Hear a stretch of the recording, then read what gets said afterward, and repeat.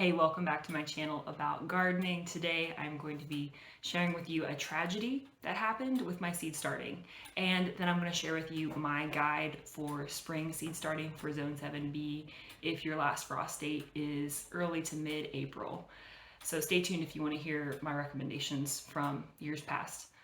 So first of all, let's talk about the tragedy. We all have gardening mistakes, and this year I definitely flopped on a whole 72 cell seed tray. I had started lettuce and kale and violas and pansies and foxgloves and herbs, and they were really not doing well. I couldn't decide at first whether it was because I was using my own seed starting mix, which was just peat moss and perlite, or if it was because of something to do with humidity. Normally, I haven't really used humidity domes much, but with these seedlings, I was using it a little bit extra because they were having trouble breaking out of their seed shell, like the case of the seed. They would be up and the seed would still be on them. All sorts of things. The lettuce especially was struggling, and then they'd wither away because they never got their leaves out. So I had the dome on a little bit extra, giving them like another day or two, trying to keep it humid to help them break out of the seed shell. That probably was the mistake because they were somewhat damping off, I want to say.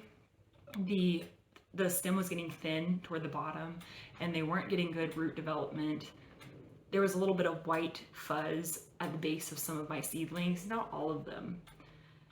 So I just decided, you know what, if this is damping off, it's hopeless.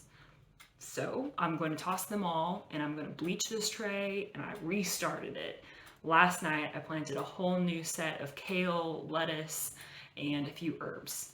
Like my green onions, I planted more oregano, cilantro. I really hope that works because I eat a lot of kale, and so I need to have some more plants. I don't have enough out there right now. Now that I've moved on from that and emotionally recovered, let's talk about what I'm going to be planting in the coming months. So last night, thinking about the restart made me really lay out my timeline for seed starting. So in March, we're about to be in March here. At March, this upcoming, not this week, but next, it'll be 6 weeks before my last frost date, which again is like April 10th to 15th. I'm not going to do anything there. But about 5 weeks before my last frost, I'm going to be planting my tomatoes, cosmos, dill. I transplant dill. It works out fine. I'm also going to start my cucamelons at that 5 weeks before last frost. So if you want to grow cucamelons, you do need to start them way before you would start your cucumbers. Cucamelons are slow growing plants. Even if they're healthy, they're going to be slow. I'm looking down at my notes here, but all through March, I'm going to direct sow radishes. I'm going to try to direct sow beets, maybe some carrots. And then by the end of March, my 2 to 3 weeks before last frost date, I'm going to do a lot more seed starting. It'll be time for nasturtiums, zinnias, marigolds, all of which I did earlier last year and really regretted it. They don't need as many weeks as I gave them before. We're just going to do 3. I'm also going to do some cucumber and some squash and pumpkin. And as we get to about 2 weeks before last frost, I'll start some melons and maybe some okra. Also some sunflowers. So a whole bunch of things. And then in April, I will wait a while before I plant out my okra. They like it nice and hot.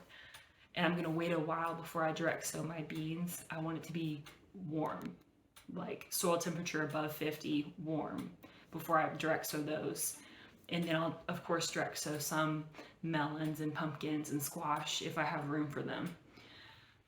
I'm going to wait until the very end of April to transplant my peppers, and I think I'll have to do that because right now my peppers have not popped out of the dirt yet. I have a whole tray sown of peppers, and I saw my first little arched pepper stem, so hopefully he will come out of the soil very soon. It would be really reassuring to see a pepper that I sowed that has germinated. So peppers are just the worst because you have to wait and wait and wait, and you think, oh, I did something wrong. Especially this year after I just lost a whole bunch of seedlings to probably damping off. Really don't want that to happen to my peppers too. But that's gardening for you. So all we can do is plan, and then if it fails, you just plant more seeds and you just move on. And hopefully we can all have really successful gardens, because the summer season is 200 days. I have 200 days of frost-free time, so I have plenty of time to restart. I hope you really enjoyed this video and got something from it, and if you did, give it a like and subscribe. Thank you for watching.